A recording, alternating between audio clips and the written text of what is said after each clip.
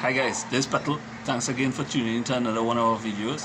So today I just want to go through how about hiring, right, your first employees, and the process that we went through to go from 0 to 13 employees, right, over 2 years. So from the last video, we had moved the company from home into a warehouse situation. Obviously, we were in the warehouse, and it was no longer convenient for me to be doing sales whole day and printing whole evening, right? The location was kind of a little dodgy, right? It was way in the end of the industrial estate, and I didn't always want to feel comfortable leaving there late in the night. So put an ad in the papers. It was a real basic classified ad, and all it said was printry workers needed, no experience required, right? Diego Martin and the phone number. Alright, again, in everything I count in pennies. I knew if I added even one more word, I could went into some other bracket and it would cost a little more to run the ads. But I kept it that basic, put the ad out from the day it went out, right? It hit the people, we start getting calls immediately. So the calls, as they call, we will tell them this basically the nature of the business, right? So we say, hey, we run a printry, right, in Diamondville Industrial Estate, and we need some workers to help with basic gluing and packing and actually some of the printing involved in the job, right? The hours are from 8 a.m. to 4 p.m. Monday to Friday, right? And this is the pay. If you're interested, let me know and we could put you down for an interview, right, for the following day. Right? So that was it. I mean, we just had set dates and time for people. Now, a big thing with that job description was that working hours.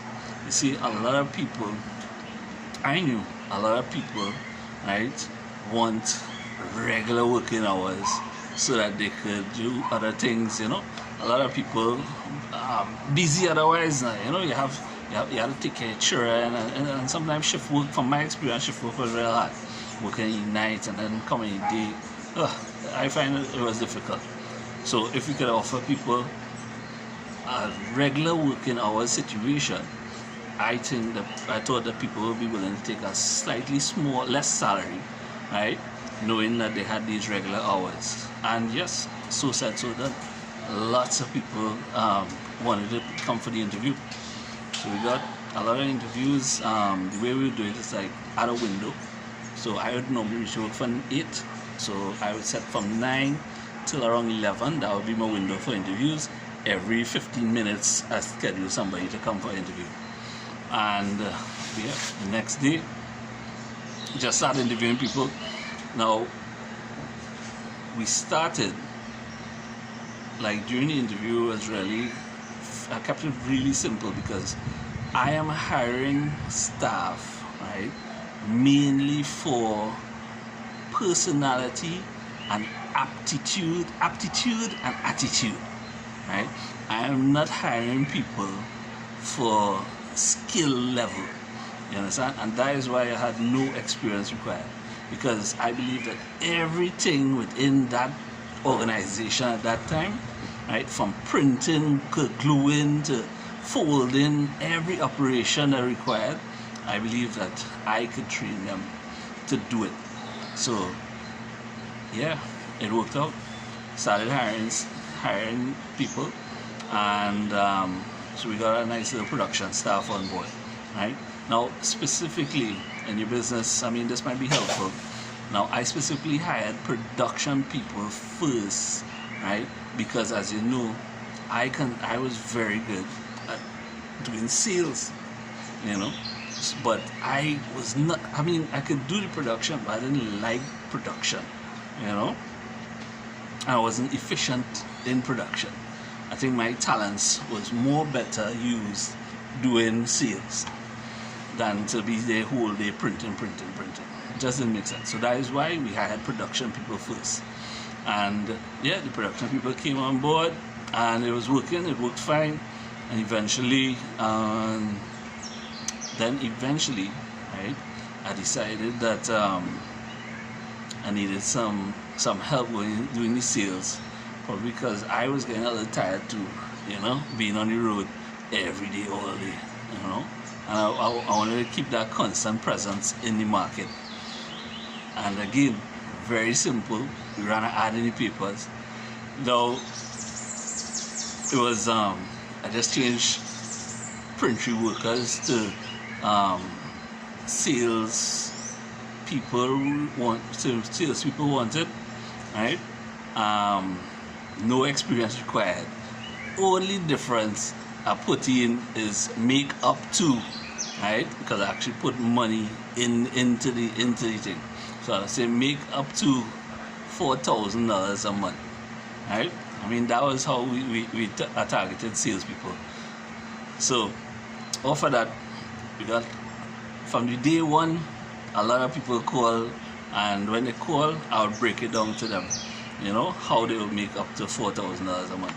Because part of it was that I offered them traveling allowance, what I call a traveling allowance, right, which would have been $1,500, and then on top of that, they would get commissions they would get a commission based on the sales, right? And if they did enough sales, it would go up to as much as $4,000, right? I mean, they could get more. In essence, it could go more based, because it really didn't have a cap on the commissions, right? It's just a percentage of however much sales they brought in, whether it was like 5% or 10%, of the gross sales. And yeah, with that, I had two salespeople. One to work in the northern, which is everything from Shogunas come this way, and one to work in south, everything from south go that way. Now, here how I work Trinidad, because my salespeople have no vehicle. When they call on the phone, I told them no vehicle required, right? And I basically told them all they needed to do was to hit the main city centers or village centers, town centers, right? And in Trinidad, that is very easy to do without a vehicle. It takes nothing because Trinidad north to south, east to west runs across that bus route, right? You jump in a taxi on that bus route and you could stop out anywhere and reach anywhere as far as Valencia, as far as Sangre Grande by a taxi, right? And as again, you're not stopping off in all the little smaller stores or wherever, going off route and trying to find this place and that. That's not necessary. So my guys had no vehicles. They were just on the road, right, hitting the main city areas. And same thing with south, right? Traveling in south is a breeze. Let me tell you something. You could, and if the guy lives in south, so he knows south, so he could go Siparia, Debe. In truth and in fact, you could do Siparia, Debe, Debe, Pina, Siparia in one day, basically, because it's just two taxis, right? And same thing, Point 14 is just one taxi away from south. So it was no math. That was it basically. They would go to the main city centers and walk around. And training was simple. 2 days they would go out on the road with me, and they had the script, which was from the second video. If you go back to the second video, I think that will give you an example of the sales script. And that is how we did it. So we had two men doing sales, right? North and south. We had people working in the printry inside, doing printing and gluing and packing. And the last, down to the end, I was trying to bring on a delivery person, that would come part-time and use my vehicle and do deliveries. So this to say, guys, that some key things that will be helpful for you in your business is, one, when you're hiring, I think your first set of people you want to hire is people that have to work in areas that you are not the best at. So if you are the best at you producing, right, then at manufacturing or making or printing or even doing anything, right? Whatever you in your business you are the best at, I think the first thing you should look at then would be the opposite of that, doing sales. So you look for somebody to do sales while you doing production. If you know to your heart, right, that you are excited about meeting customers and convincing them or helping them to purchase your product, then you know that your first hire should be somebody in production, right, that would be able to get the jobs out, right? So you bring in your jobs and they will help you get the jobs out quicker, right? So that is the first thing that I would look at when hiring.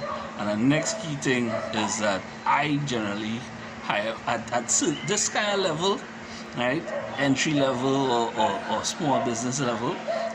I would think that you should more hire for attitude and aptitude than for specific skill in the area, you know.